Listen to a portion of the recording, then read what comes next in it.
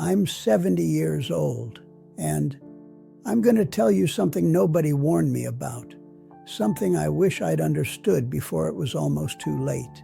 You see, everything they told you about a good life, the degrees, the promotions, the square footage of your house, it's all noise.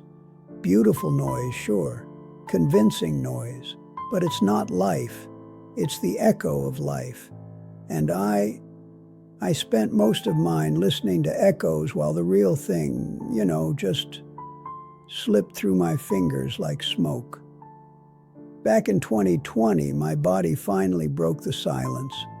It wasn't dramatic, no sirens, no collapse on a subway platform or anything like that.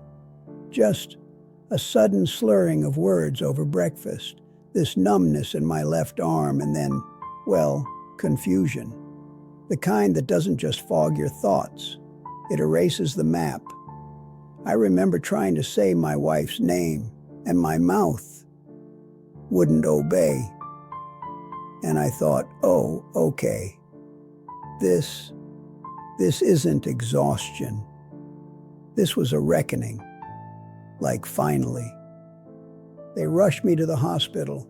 The room, when I came to, was sterile, but not cold, just empty. Pale green walls, a flickering fluorescent light that hummed like a trapped insect, and a window with blinds half closed, as if the world outside wasn't sure it wanted to look in. Machines beeped in this quiet rhythm, marking time I wasn't even sure I deserved. And while I lay there, tubes snaking from my veins, it was awful. I kept thinking about the young people I see every day, on screens, on sidewalks, in coffee shops, always with their eyes glued to phones or spreadsheets, chasing like this invisible finish line. They wear exhaustion like a badge of honor, right? As if burnout proves you're trying hard enough. They talk about making it, about hustle, about building their brand. But what they're really building is a cage. Gilded, yeah, but still a cage.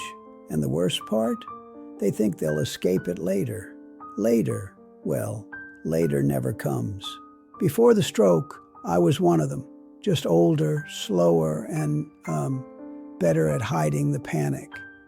I'd convinced myself that my work mattered more than my presence, that if I just finished this deal, won that case, hit one more milestone, then I'd finally have time. For what? I didn't even know anymore. I just knew I kept postponing the very things, the things that made me human. My mother, God. I think about her all the time now. She lived long enough to see me successful, but not long enough for me to become a son worth remembering. I'd call her on Sundays, yes, but always in a hurry, always distracted, always with one ear on a conference call. She'd ask how I was, and I'd say, fine, and that was that. She died quietly, in her sleep, a year before the stroke, and that last real conversation we never had, about her childhood, her fears, what she wished she'd done differently. That conversation, gone, forever, and, I'll never get it back. My wife, she waited. Through late nights, missed birthdays, vacations canceled last minute. She never complained, not out loud, but I saw it in her eyes. That slow dimming of expectation. And the children, oh, the children. They grew up in the periphery of my attention. I was there in body sometimes, but my mind was always elsewhere. In courtrooms, boardrooms, in the ghostly architecture of my own ambition. I have photos of them smiling with me, but I don't have the memories behind those smiles. Not the real ones, the ones where I was actually present. I had a friend, same profession, same drive, same hollow trophy case. He talked for decades about sailing around the world, had maps pinned to his office wall, books on maritime routes, even a little model boat on his desk. Next year, he'd say. Once the partners retire, once the mortgage is paid, once the kids are settled. He never booked a ticket. And then, one Tuesday morning, he didn't wake up. 69 years old, no warning. At his memorial, someone mentioned the boat. His daughter looked confused. He never said anything about that, she said. And right then, I understood. Dreams deferred aren't just postponed, they're erased. After the stroke, they told me I was lucky. Lucky to have regained most of my speech. Lucky to walk again, lucky to be alive. But luck isn't the word I'd use. Awake, that's the word. For the first time in 50 years, I was truly awake. Not just breathing, not just functioning, but feeling. The weight of a hand in mine, the sound of rain, without checking my calendar. The silence between words, where real connection lives. You think you have time, that's the great lie. Not the small ones, the white lies we tell to be polite, but the foundational lie of modern life. There will be more. More time, more chances, more tomorrows to say what you meant today. But time doesn't negotiate. It doesn't wait. It doesn't care how important your meeting is, how big your bank account grows, how many followers you have. It just moves on. And here's what they don't teach you. The regrets don't come from failure. They come from absence. Not the deals you lost, but the dinners you missed. Not the promotions you didn't get, but the bedtime stories you never read. Not the vacations you couldn't afford, but the walks you didn't take with the people who loved you unconditionally. I used to think meaning was something you achieved. Now I know it's something you choose every single day in small, quiet acts. A phone call that lasts longer than necessary. A no to something that drains you. A yes to something that scares you. Like vulnerability, like stillness, like saying I love you without, needing a reason. The world tells you to accumulate, but what matters can't be owned. It can only be lived. And living isn't about motion, it's about attention, about showing up, not in body, but in spirit. I look at young people now and my heart aches. Not because they're foolish, but because I see myself in them. The same urgency, the same belief that if they just run faster, they'll outrun emptiness.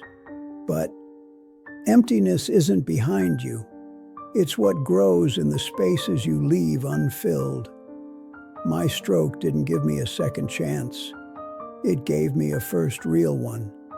And in these last 5 years, since that pale hospital room, since that humming light and the silence of machines, I've done things I should have done decades ago. Sat on a porch for hours just watching birds, called an old friend I'd wronged and said simply, "I'm sorry."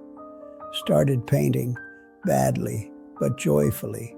Told my wife every single day that I see her, that I chose her, even on the days I didn't say it out loud. I travel now, not to cross destinations off a list, but to feel small beneath vast skies, to remember I'm part of something older and wiser than my ambitions. And when I'm with my grandchildren, I don't check my phone, not once, because I know that their childhood is a river flowing fast, and if I blink, I'll miss the bend where they stop needing me to hold their hand and start just waving from the shore. So here's my question for you, and I mean this truly. If you died tonight, would your life feel lived? Not successful, not impressive, lived. Would you lie there in whatever bed becomes your last and feel warmth in your chest for the love you gave and received? Or would you feel that cold, quiet panic of roads not taken, words not spoken, people not held? Because that panic, it doesn't fade. It settles in your bones. And no amount of money, no title, no legacy can warm it. I'm not telling you to quit your job. I'm not asking you to abandon responsibility. But I am begging you, begging, to stop trading your attention for approval, your presence for productivity, your soul for a spreadsheet. The people you love, they won't be here forever, and neither will you. That's not morbid, it's merciful, because only when you truly grasp that, only when you let it sink into your marrow, do you start to live like it matters. Not someday, not when things calm down, now, while you still can, while they're still here. I'm 70. I don't know how many mornings I have left, but everyone feels like a gift I almost didn't receive. And I won't waste another minute chasing echoes. You still can. Don't wait for a stroke. Don't wait for a funeral. Don't wait for the silence that comes when it's too late to speak. Start today. Call your mother. Hug your child without looking at the clock. Cancel the meeting that doesn't matter. Take the trip. Write the letter. Because time isn't money. Time is life. If my story resonated with you, please share it. Subscribe and leave a comment. I'd be truly glad to read what you've already done today to change your life.